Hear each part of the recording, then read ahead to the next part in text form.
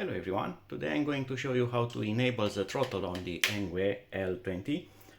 First of all, when you receive the bike, you are going to get it in this state. It's going to have speed locked and throttle is locked, so regardless of what mode you choose here, the throttle will not do anything. So to enable it, you are going to power off the bike, then you are going to hold the throttle and the brake lever.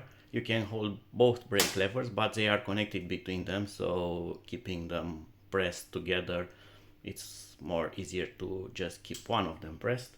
And then turn on the bike, and as soon as the display lights up, release the power button, but keep this also activated for about 10 more seconds. So there have been roughly 5, 6, 7, 8, 9, 10, and then you are going to release both the accelerator and the brake. And now if I select here working mode, such as not 0 but anything from 1 to 5,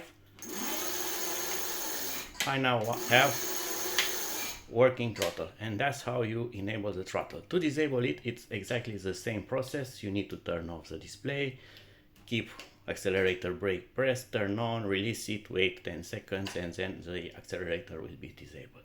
So that was it. Rather simple. Be sure to follow my other ENGWE related uploads. There's a list somewhere here. Until my next video, see you and bye bye.